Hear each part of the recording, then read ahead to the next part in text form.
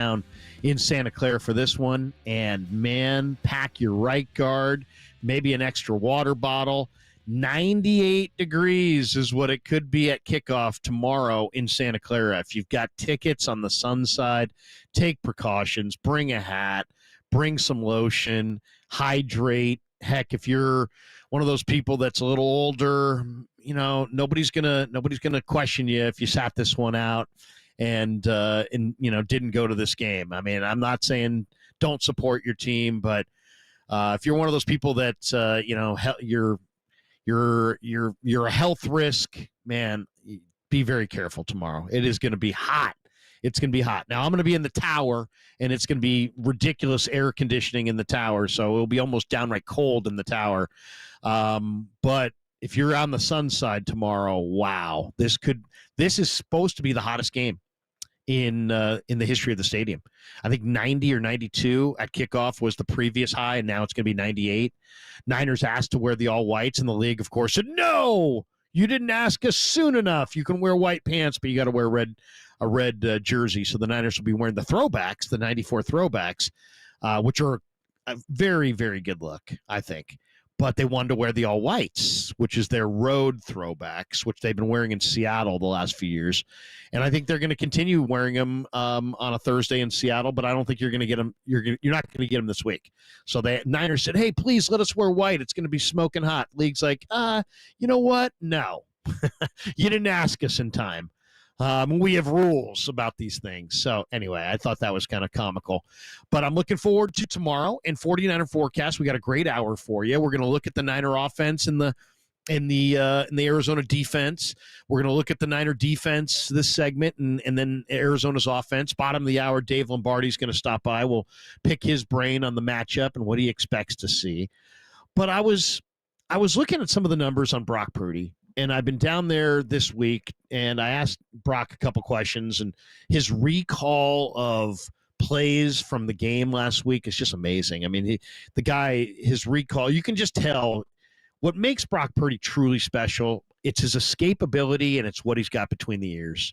I mean, he's got tremendous courage. There's no question. He's very accurate, but that escapability, that 1-5-4 10-yard split that he joked about this week. Oh, I got a better 10-yard split than CMC. Well, he does. He actually does. He's got a better 10-yard split than Debo. And he takes pride in it. But it's really about his processing. It's between the ears. That's where Brock Purdy is truly special. He's leading the NFL in completions of 20-plus yards down the field with 18. He's better this year than last year, and he was damn good last year. To me, if you really want to see where Brock's progressing, just look at his average depth of target. His rookie year, 7 yards. Okay. Last year, 8.6. This year, he's third best in the NFL at 11 average depth of target air yards, 11 yards average depth of target. Against New England last week, it was 15 yards, his career high. His big-time throw percentage is up. His turnover-worthy plays are down. He's like 20th in the league. He's scrambling more and smarter than ever before. He's extending plays better than he's ever done it before. His average time to throw is up 0.6 seconds because he is scanning the field and putting that much more pressure on the D. And it's just... it's funny. I mean, this guy can now beat you in a lot of different ways. He's first in yards per attempt in the entire league, and he owns a 112.6 quarterback rating through his first 25 games as a pro. And you say, well, put that in context for us. It's the highest passer rating of any quarterback in their first 25 starts in the history of the NFL. I mean, this guy's off to a hot start. He's off to the hottest start. Through 25 games, he's the best. He's got better numbers than Joe Montana. Since the start of 2023, Purdy's got better numbers than Patrick Mahomes. More passing yards, more touchdowns, fewer interceptions, better passer rating, better yards per attempt. I mean, it's really hard to believe. And the Niners, with Debo missing time, Kittle missing time, CMC yet to play, Their offense is second in total offense, second in passing offense, first in time of possession. And he's doing this despite the fact he's had some injuries. As I said, the Niners have the 8th most drops as a team of any team in pro football. And the Niner O-line is bottom 3rd in pressure percentage allowed. So he's doing this behind a line that is not necessarily all that great.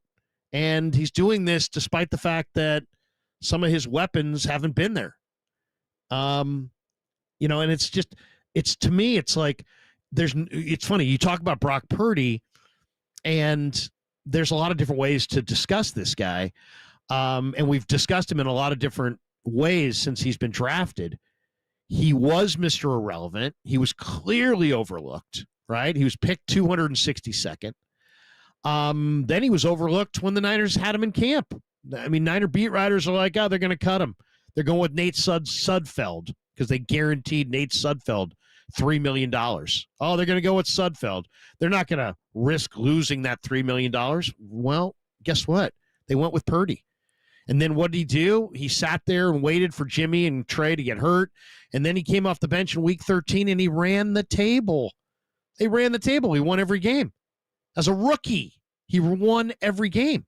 Led the Niners to Philly in the NFC title game. We all know what happened there.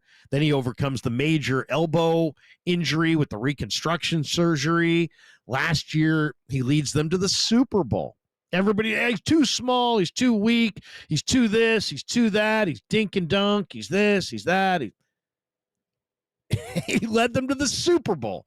And then you watch him this year, and he's clearly much improved.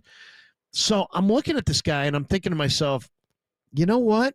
The more I watch Brock Purdy, the more he reminds me of Steph Curry. Is it possible that we're still underestimating Brock? Is it possible that Brock is more than just, hey, he's a good starter? Is it possible that he's an all-timer?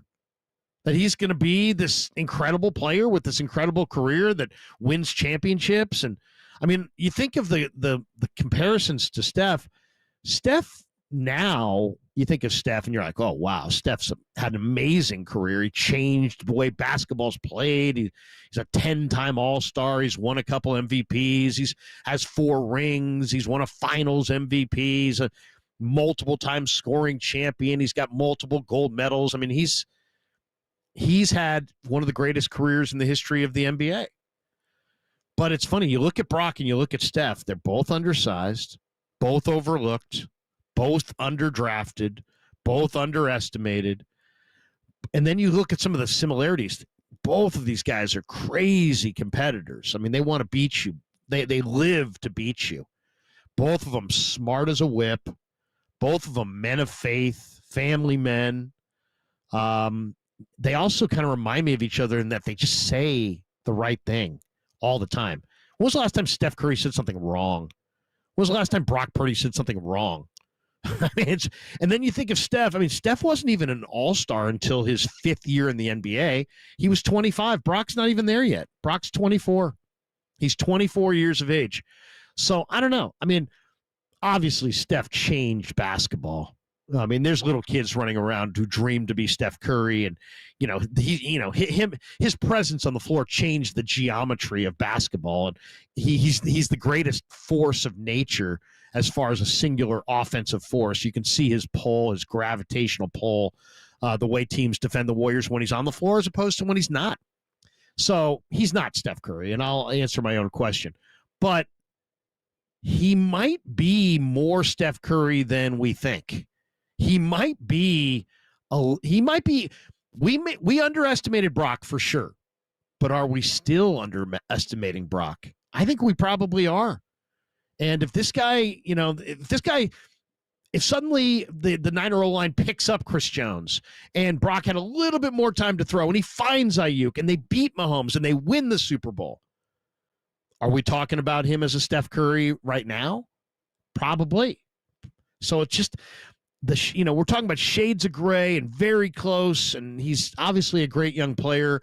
The Niners are thrilled to have him. Heck, you could argue he saved Lynch. He saved Shanahan. These guys were all in on Trey Lance. They threw a ton of draft capital at Trey Lance. Brock Purdy saved them.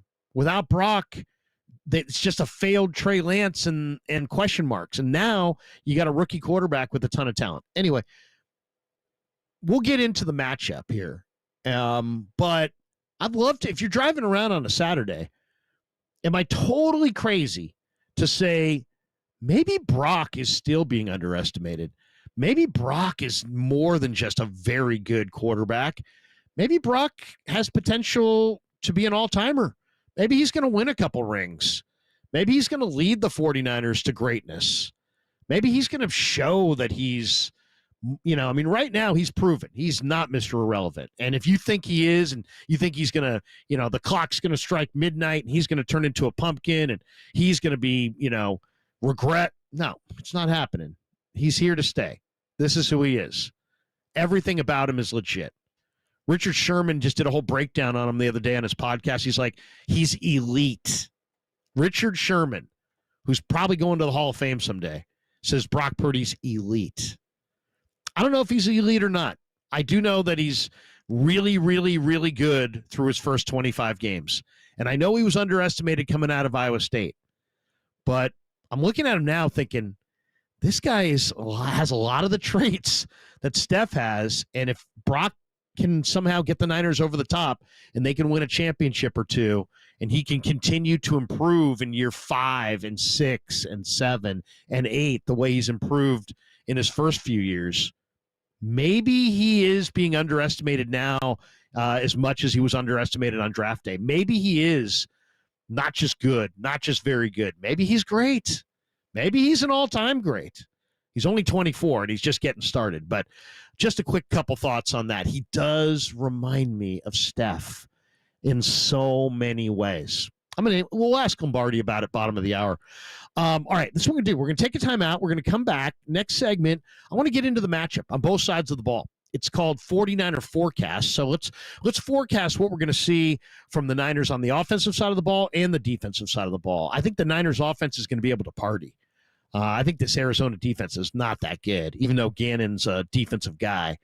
On the other side of the ball, how is the Niner defense going to stand up against Kyler, against Connor, against Marvin Harrison's kid, against this incredible tight end, McBride? Can the 49er defense, do their thing? And we've seen Sorensen dial up the blitz 9%, 12%, 20%. Last week, 33% against New England. What's it going to be against Kyler tomorrow? And is it sustainable? Is that a sustainable plan that the Niners, who wanted to get it done in the preseason with their front four, now have lost Hargrave? Now they're kind of in a blitz mode. Can they win a championship in this blitz mode kind of approach on the defensive side of the ball? Do they have a championship caliber defense and a championship caliber special teams, or are the 49ers a 1/3 of a championship caliber team, and really the only third of their team that's truly championship caliber is the offense? How do you feel a month in? Anyway, 808 KNBR is the number. If you want to chime in, we can take some of your phone calls. But up next, we'll look deeper into the matchup on both sides of the ball as we get you ready for Niners and Cardinals. It's 49er Forecast on a warm Saturday here in the Bay on the Sports Leader.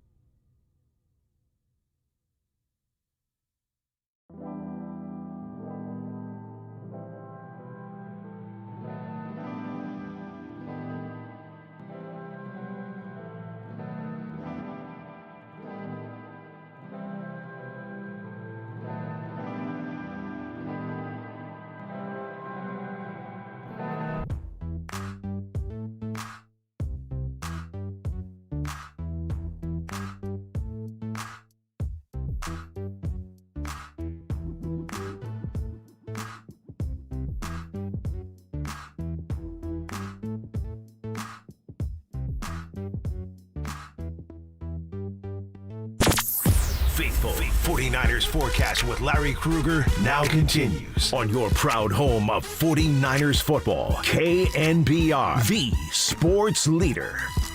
Every time there's something new that they say about him. Every week it's something new. Well, he played great, but they lost. Or he just threw it to Debo and Ayuk, and then they had so much yak. But then he's second in the league in yards and has the least amount of yak in the league. And they're like, well, it's because Kyle Shanahan. It's like, well, I'm going to let you know something. When you got to work this hard to prove a point about a player, like with Brock Purdy, I could just say, hey, he's number one in just about every measurable stat. I don't really have to work that hard. I can just go to stats, close my eyes, pick one, he's probably near the top. And there's other quarterbacks, you got to sit there and say, he's a generational talent.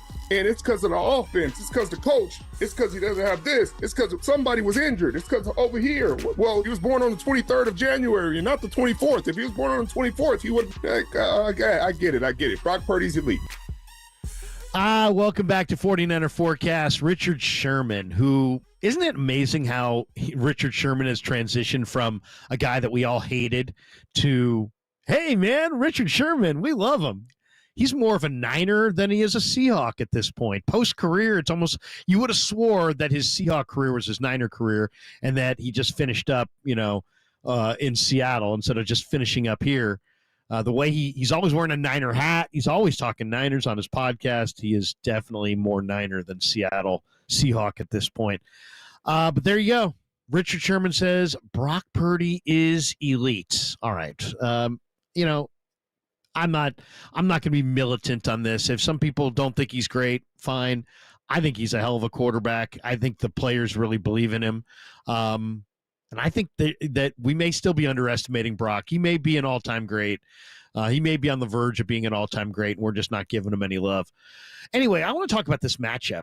Let's start with the Niners on the defensive side, because I think this is going to be a challenge. Niners are 10th on defense, 10th in points allowed, 9th in total D. Arizona's 12th in offense, 13th in points per game. Arizona comes in scoring 24 a game. The Niners are giving up 20 a game. They've got Kyler, James Conner, Trey McBride, Marvin Harrison Jr., Michael Wilson. I mean, they've got some weapons here. Arizona's 5th in rushing offense. They average over 153 yards per game on the ground. 25th in passing offense. So Murray has not run a lot this year. I'm looking at his rush totals. He's got 164 yards in 4 games. So he's averaging 41 yards rushing per game.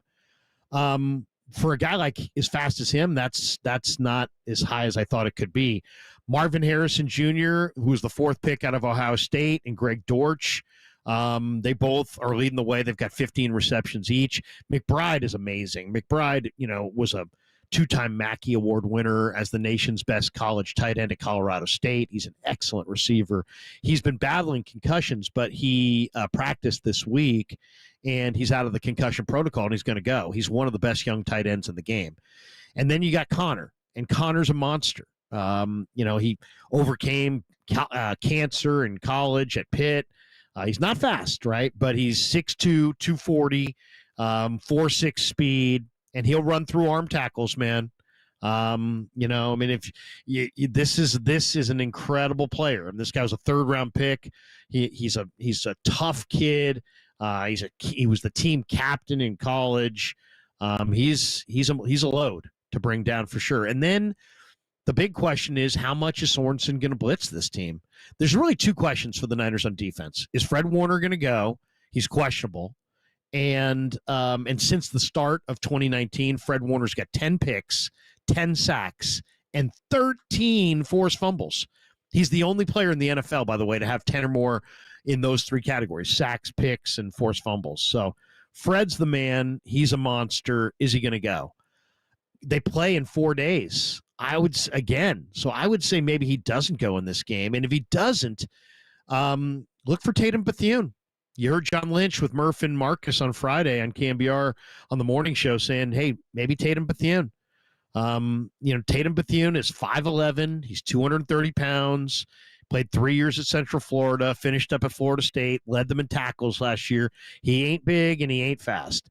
But what he is he's incredibly quick, very high IQ player, very, very smart, very aware in pass coverage, just a very productive player. So I'm eager to see Bethune. I talked to him yesterday in the locker room, and he's fired up for an opportunity to get out there and hit somebody.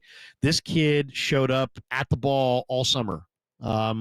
So I don't know what his 40 time is, and I know he's not big enough, he's not fast enough, he's not this, he's not that, but guess what? He's pretty damn good. And then the other guy you got to watch for in this game on the defensive side is Sam Aquinu, who's got some better pass rush numbers right now than Bosa. And I was asking some of the tight ends in the locker room this week about Aquinu, and they're like, dude, he's probably about 280 pounds, and he's on a 6'1" frame, and he's really got great first step quickness. So, when the guy's that strong and he's playing with leverage, that makes him really, really dangerous. So that, to me, the big question is Fred going to play? And then if not, can Bethune step in and play well? And then the other big question on defense is, how much is Sorensen going to blitz? Murray's numbers against the blitz are not good. So do you blitz him? I would say the answer is yeah, you're going to blitz him. Now, the Niners have, week 1 against the Jets, they blitzed 9% of the time. Week 2 against the Vikings, that number jumped to 12%.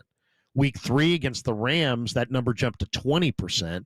And then last week with no Javon Hargrave, the Niners, Sorensen blitzed a third of the time, 33%. So now you got Kyler, and if you look at some of the numbers, Kyler's struggles against the blitz. He completes 72% against when he's not blitzed, 63.6 when he is blitzed. So if you can blitz him, that's going to drive down his completion percentage. And that's not the only category. His yards per attempt when not blitzed, 7.9. His yards per attempt when he is blitzed, 5.6. So he doesn't drive the ball down the field as well either. So, the question is Sorensen's blitz package and his, high percentage blitz. I mean, I think the number one blitz team in football are the Saints, who came into the game the other night, I think 54% blitz, which is a ridiculously high percentage. But I think you may see 40% tomorrow against Kyler. And look for Sam O to keep doing his thing. Kevin Givens has been a revelation early. He's got 3.5 sacks. So I think the 49ers, this is where the challenge is going to, this is where it is right here. I mean, Connor's a load. Michael Wilson, by the way, the Stanford wide receiver who was their captain once upon a time, is a great blocker in the run game. He's an elite route runner and a great blocker. So, you got Wilson downfield blocking. You got to deal with McBride. You got to deal with Marvin Harrison, who had 130 yards in the first quarter against the Rams. Then you got to deal with Kyler and his ability to run. You got to deal with Connor. And you got to wrap up Connor because he arm tackles don't work with James Conner. So that's the Niners defense and Arizona's offense. Now let's flip the card. Let's look at Arizona's defense. This is where I think the 49ers are going to have a fun day. The Niners are second in total offense, 8th in points per game. Niners roll in scoring almost 26 a game. Arizona is a disaster on defense. Nick Rallis is the defensive coordinator. Gannon, I believe, calls the defense. He's the head coach. But Arizona's defense is 25th in total D, 29th in points allowed. They give up 26.5 a game. They're 28th against the run. They're giving up almost 150 yards a game on the ground. 18th against the pass, 28th against the run. So everybody knows, there's some Arizona's defense is challenged. There's no question about it. They still have Budda Baker, though, and he's a superstar at free safety. He had 15 tackles last week against the Commanders. But the numbers on Budda, if you look closely, he's got 39 tackles and 3 TFLs, but he's also given up a 121.5 opposer passer quarterback rating when he's been targeted in pass coverage. So he's been torched. He's been torched in pass coverage, and Kittle and him have had some incredible battles through the years. So I'm looking for that one. You got to block Dennis Gardeck up front. He had 3 sacks against the Rams. He had a sack last year against the Niners. He's got a crazy motor. He's 6 feet, 230. So he's a small guy. Arizona's got a 3-4 front. They're 18th in sacks. They got 9. They're 16th in picks. Kazir White West Virginia linebacker, makes a lot of tackles, kind of an undersized guy. And the rookie corner, Max Melton from Rutgers, is super fast and super tough. 4'3", great against the run. So we'll see. The Niners are being led by, Brock Purdy, who was a 7th rounder, Mason, who went undrafted, Jawan Jennings, a 7th rounder. Those are their leaders. If we don't know if Kittle's going to go. If he can't go, it's going to be Eric Saubert at tight end. If Warner can't go, it'll be Tatum Bethune. Dom Pooney, by the way, through the first month of football, is PFF's highest graded 49er offensive lineman. And the Niners are running with more balance now. Last year, they averaged 5.1 a carry running to the right side. And the only difference is Pooney's now playing right guard. This year, they're averaging 5.7 a carry on runs to the right side. So Pooney and McKivitz, at least in the run game, are doing a nice job. And then, is it all J.P. Mason? I do agree with Baldy. If you get a good lead in this game, I want to see somebody besides Mason. Show me Patrick Taylor. Show me Garendo. Show me somebody. Mason's on pace to set the franchise mark in rushes by 75. So you get a lead in this game, you got to get Mason off the field. He means that much to your offense now as RB1, and we're going to find out who RB2 is. Is it Garendo? He's big and strong and fast. Is it Patrick Taylor? He doesn't have a single carry.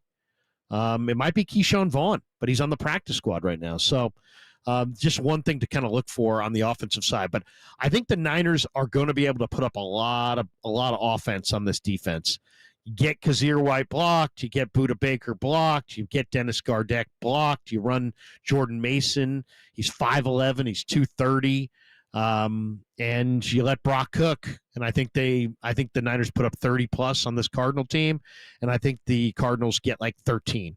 I think 31-13, something like that is what I would expect tomorrow. All right, let's take a timeout. Up next, Dave Lombardi's going to join us, and we'll get his perspective on where the Niners sit a month into the season as we continue with 49er Forecast on a Saturday on The Sports Leader.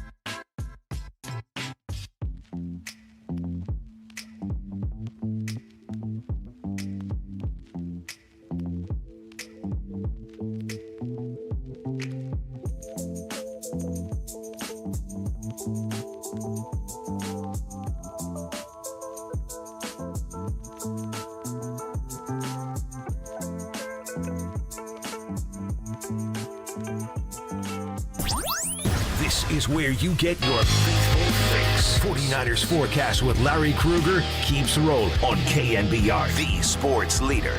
Patriots in 4-down territory here on third down. Here comes Bosa around the edge. He calls the strip sack. Ball down on the ground, and the 49ers have got it. That's a trifecta by Nick Bosa. Sack, forced fumble, fumble recovery. The hat trick. Recovered by the Game defense. over. Well, that duo will be on the call tomorrow, week 5 in the NFL. The 49ers taking on the Arizona Cardinals on what promises to be a really, really hot day at Levi's. And joining us on the UMA guest line, big day today, by the way, in college football. Stanford getting ready to take on Va Tech tonight, Miami and Cal. It wasn't that long ago. I think back to the Harbaugh era, the Andrew Luck era. And there was this guy covering Stanford for a little publication called The Bootleg, who we used to have on the Stanford pregame show. And that young man has now emerged as a force of nature covering the 49ers, as respected as anybody these days, the great Dave Lombardi, who is now left The Athletic and is with the San Francisco Standard with Tim Kawakami. And he's with us on the UMA guest line to talk little Niners here on 49er Forecast. Dave, how are you? Doing great. It's so warm outside. I went out to the Sunset District. Didn't you grow up out here? Yep, 35th and Rivera. Right? Yeah. That was my spot. Cool. So, yeah, you know how when it's really hot in the city, you're in the inner city, you can go out and drop about 5 or 10 degrees if you go out to the sunset. Today's the perfect day for that. Oh, my God. I miss it. I miss it. I absolutely miss it. So, Dave, I started off talking about Brock Purdy and how, it's like we obviously all underestimated him. And then I was asking, is he Steph Curry? Are we still underestimating him? Is he an undersized guy that is not just going to be, I don't know, the Niners starter and a good starter, but is he maybe, still getting better to the point where maybe he's going to be an all-timer? What do you think? I know we underestimated Brock. All of us did kind of collectively, some more than others initially, but are we still underestimating Brock? Is he better than we even think? I don't think you underestimated Brock, to give you credit. I remember both you and me having a conversation after we first saw him play against Tampa Bay. I guess maybe before then you can argue that we didn't know what the 49ers had. But I thought that there's so much revisionist history going on right now, people just panicking to cover up their takes from the past. But let's be honest, from snap one against the Dolphins when he came in after Jimmy Garoppolo broke his foot, you could tell that he was a dude. He might not have been an elite quarterback yet. He is now.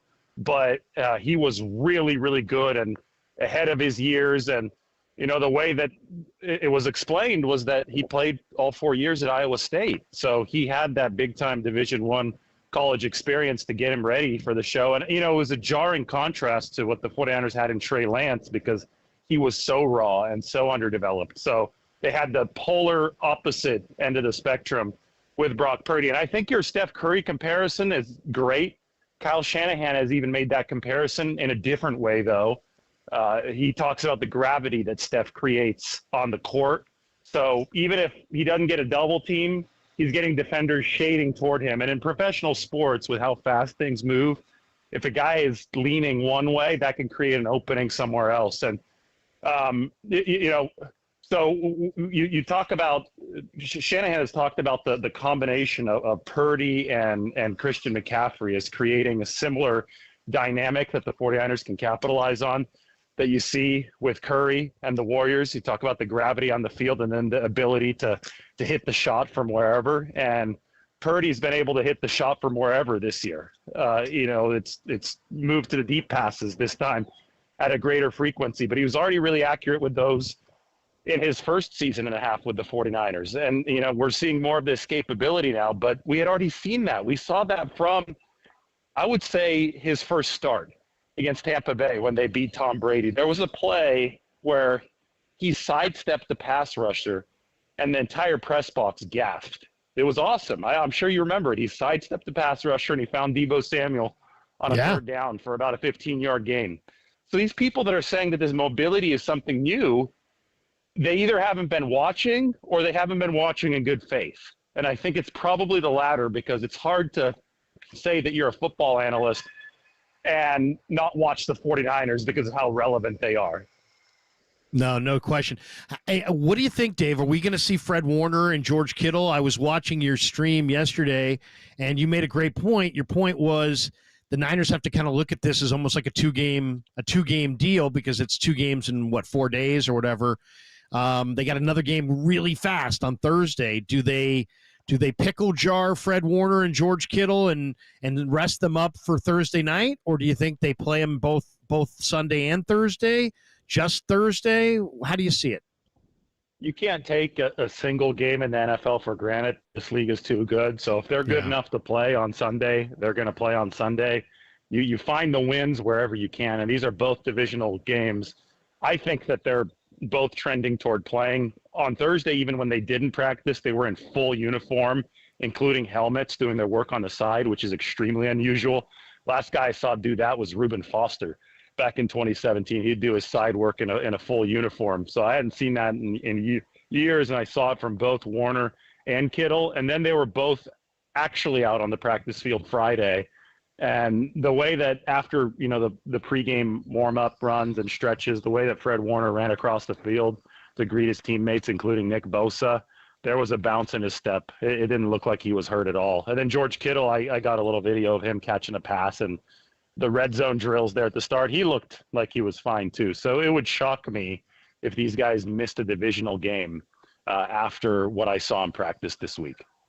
How much is the right percentage blitz for Sorensen? 9% against the Jets, 12% against the Vikes, 20% against the Rams, and then with no Hargrave last week, 33% against the Patriots. Do you think it's sustainable? Can he keep dialing up a 1/3 blitz rate or higher, or is he going to get burned by that once they start playing some better QBs? Yeah, I thought the last week was exceptional, because you're playing a Patriots offense that ranked last in the league on passing yards for throws that traveled over 10 yards in the air. So translation of that is that they didn't really threaten you downfield. So I thought that the 49ers could get away with it last week. They had to manufacture some pressure.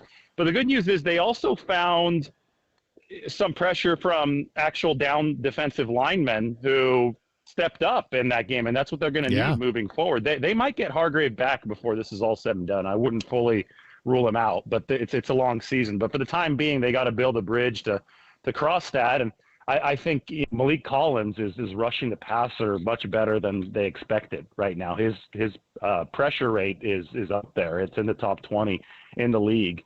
I think that Sam Okawanu, I know he's not a defensive tackle, but pressure could come from any one of the spots, and he's bringing a lot of high motor from the edge for the 49ers. So that's really big. But most importantly, I think that the interior defensive linemen, especially since they're not known as pass rushers really outside of Hargrave, they need to step up and stop the run. They need to do what they comparatively do better, and that actually will help the entire pass rush. We already saw it happen last week. They slowed the run at the best clip that they've slowed it all season long against a run-heavy team, and Nick Bosa had the fastest average get-off time in the past 7 years. He was getting off the ball at 0.51 seconds on average. Next Gen Stats haven't measured anything that fast since like 2016. So when Bosa can pin his ears back, he's going to get off the line and he's going to get around those tackles just like that last strip sack. And that's all a product of the 49ers stopping the run so those defensive linemen aren't thinking at the line of scrimmage. You have to give those guys a chance to just attack, and that's the byproduct of stopping the run. How great did Kalia Davis look in the preseason? Dave, what do you think? Does he get activated tomorrow, and does he make an impact? Because he looked, I thought his game in the preseason where he hurt his knee, I thought that was the best game I've ever seen him play. Yeah, he's a special talent, and you toss around that word lightly. By special, I mean we've never seen an inside linebacker shift to defensive tackle. Kalia Davis was literally an inside linebacker to start his college career at Central Florida. You'll see outside linebackers go to defensive end with the 3-4 to the 4-3 shift. You'll see that kind of positional transformation. I've asked D'Amico Ryans, or well, I'm not sure if it was D'Amico, but it was somebody on the defensive staff, because the 49, it was Chris Kasarik. Yeah, I asked Chris Kasarik about this, and he said, no, I've never seen it. So stack linebacker to defensive tackle, that means that this guy's got a big body, but he's got exceptional explosiveness. And hopefully it's not what's preventing him from staying healthy, because that's been the issue so far. But in the glimpses that we've had of Clea Davis healthy, he's been very, very explosive and could be, what the 49ers had from DJ Jones back in the day. DJ Jones was unusually explosive given his very stout frame. I still remember him chasing down Russell Wilson back when Russell Wilson was in his prime to the sideline, and looking around in the press box to see if everybody else noticed the same thing. I mean, it was a crazy play. So I think we're going to get that news today. If Clea Davis is activated as expected, he'll take up the last 53-man roster spot that the 49ers currently have, and he could help out that interior. You and I have both kind of cultivated a dialogue with Malik Mustafa, and I really love this kid. I know you do as well. What do you think, Dave? I mean, can this guy play coverage in the deep middle? Can he, whether it's man or zone, can he play the free safety role? And can he be the Earl Thomas to, Hufanga or Jair Brown being the Cam Chancellor, or are they all? Or do the Niners have 3 Cam Chancellors and no Earl Thomas, or can Mustafa play the deep middle? Well, the scheme, and this happened a few years ago, they really emphasized interchangeability between all the safety positions. So it's not like one guy's the strong and one guy's just a free rover in the back. You'll notice that they're going back and forth. And also with Talanoa Hufanga, when they first integrated him into the lineup as a rookie in 2021, he got a lot of snaps as a third safety in a dime package. And I think that's what we're going to see moving forward with Malik Mustafa, provided that Talanoa Hufanga is back and healthy for the 49ers. Because you're going to run Hufanga and you're going to run Brown in the majority of snaps if those guys are both good to go. But you can't take Mustafa off the field anymore, because last week he had one bad play, and that was the early missed tackle on Ramondre Stevenson out in the flat. And I talked to Malik in the locker room, and he said, yeah, nerves got to me. And, right. And he said after that, I settled into the game. He didn't miss a single play. Technically, he dropped the interception, but that was an absolute fastball. It was a heater from Jacoby Brissett that bounced off the receiver's hands. I mean, I know some fans were upset about that, but I guarantee you, if you were in Malik Mustafa's shoes, that ball's probably taking your head off. You're not catching that football. That was coming in there very, very quickly when it clanged off his pad. So I thought only one really negative play for Malik Mustafa in that game, and then he played a clean one at maybe over 30 snaps, definitely over 20 snaps for the 49ers. So he's a guy that you got to continue playing, because quality depth on a rookie contract for the 49ers, that's what's going to keep this roster at the top spot in the league. And they've got a lot of promising rookies. He's one of them, and I would expect them to work him in those dime situations. Kyle Shanahan told me this week that Garendo's RB2 behind Mason. Obviously, CMC is RB1 when he's healthy. But what are you seeing from Garendo? Because to me, Garendo's big, strong, fast. But to me, he doesn't look like a running back, and I want him to be a running back. But Shanahan keeps maintaining he's a running back. But in small areas, he doesn't look very comfortable. And then, of course, we saw the fumble last week where he bumped into Saubert. But he's obviously big and strong and fast, Dave. He's very intriguing. What do you think of Garendo? He started one career game, and this is college. Right. So it includes the pros too. He started one career game at running back. He was a wide receiver entering college. They converted him to running back, and so the point here is that this is a very, very raw prospect, new to the position as far as snaps go and experience goes. And he also has wildly good athletic metrics, like as good as Saquon Barkley's. It's in that category when it came to the relative athletic score. So we're talking 4.3 40 at 220 pounds, which is extremely rare. So I absolutely see the vision from the 49ers to want this guy as a running back, because guess what? Running backs are receivers on this team too, right? They're going for that adaptable skill position. There's a lot of guys that can run a 4.3 in the wideout room, but 4.3 at 220 for the running back room, if you can develop this guy as a running back, that's the dream for this system. But I just think that inevitably was going to take time. And what we see right now is a guy who it's still the vision isn't quite there, that the 49ers hope that they could simplify things through their system. The outside zone has yielded a lot of good running backs over the Shanahan years. That goes back to Mike Shanahan, and Bobby Turner's still the coach. But this is something that's not going to happen overnight. Last one for you. I love the fact that you don't give a lot of the trade, the Tyreek Hill, Devontae Adams, all these people, the Niners going to get, you don't give that any love. And I appreciate that, because there's no substance there. The NFL trade deadline, though, is about a month away, almost exactly a month. It's after week 9 this year. They moved it back a week. And, there's a lot. Tyreek Hill supposedly available, and Devontae supposedly available, and whatever. Lynch went on KNBR Friday, says, we like our wide receivers. We like our roster. We never say never, but we never rule anything out. But it's got to make sense for us. And it just doesn't, right? I mean, they got Ayuk and Debo and Jennings and Conley, and they still haven't used Cowing, and they haven't introduced Pearsall. I believe Terrace Marshall's a good player. So I think they're covered at wide receiver. But what do you think, Dave? With a month to go, Lynch has really made this a big part of the equation, is they will make a trade and they will add, and they even look to add, maybe more so. They're maybe starting a trend around the league. More teams are starting to copy them. What will the Niners do at the deadline, in your opinion? And what is the position that you think they're going to look to upgrade? Will it be defensive tackle, defensive end, running back 2? Another spot that I'm not thinking of. What do you think, Dave? What's Lynch's plan with a month to go before the deadline? Well, it's going to be a loaded month full of interesting games, first of all. So that's going to give the 49ers a lot better gauge of what they need, especially these next 2. I've been saying these are going to set the tone for the season.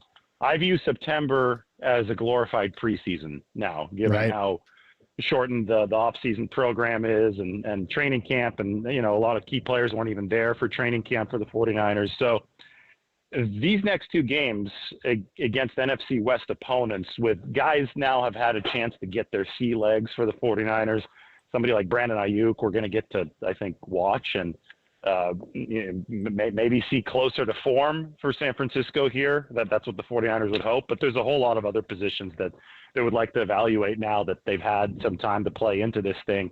So I think after these next 2 games, we're going to have a much clearer idea. I know the trade deadline's slightly later than it is than it had been in previous seasons.